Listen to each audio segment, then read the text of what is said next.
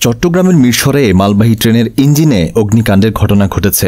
এতে কোনো হতাহতের ঘটনা ঘটেনি। ফায়ার সার্ভিস স্টেশনের কর্মীরা প্রায় 1 ঘণ্টা চেষ্টা করে আগুন নিয়ন্ত্রণে আনতে সক্ষম হয়েছে।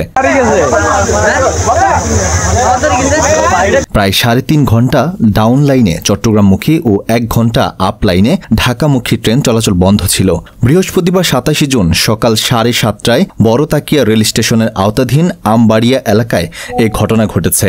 লাইনে 2.5 ঘণ্টা ট্রেন দাঁড়িয়ে থাকায় আমবাড়িয়া লেভেল ক্রসিং বন্ধ হয়ে মিরসরাই নারায়ণহাট সড়কে যান চলাচল বন্ধ ছিল।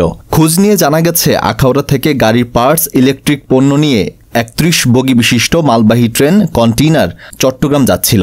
বৃহস্পতিবার সকাল 7:30টার সময় ট্রেনের ইঞ্জিনে আগুন লাগলে ট্রেনটি দাঁড়িয়ে যায়। পরে ফায়ার সার্ভিস এসে আগুন নিয়ন্ত্রণে আনে। ট্রেনের মাস্টার মোহাম্মদ শাহজাহান বলেন, ইঞ্জিনের অ্যাডজাস্টার থেকে আগুনের সূত্রপাত হয়েছে। আগুন দেখার সাথে সাথে ইঞ্জিন বন্ধ করে দিয়েছি। এরপর আমরা 999 নম্বরে বড়তাকিয়া স্টেশনে মাস্টারের কাছে খবর দিলে তারপর ফায়ার সার্ভিস স্টেশনে কর্মীরা এসে আগুন নিয়ন্ত্রণে আনে। সকাল 10:30টায় চট্টগ্রাম শহর থেকে অতিরিক্ত একটি রিলিফ ট্রেন এসে এই ট্রেনটি নিয়ে গেছে।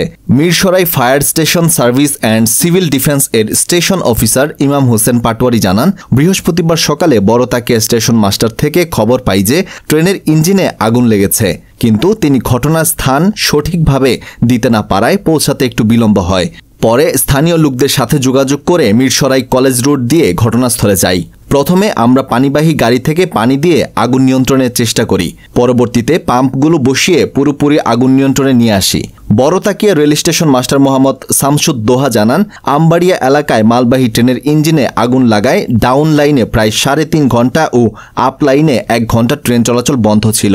আগুন নিয়ন্ত্রণে আসার পর রিলিফ ট্রেন ওই ট্রেনটি উদ্ধার করে বড়তাকিয়া স্টেশনে নিয়ে আসার পর সকাল 10:50 থেকে উভয় লাইনে ট্রেন চলাচল স্বাভাবিক হয়েছে।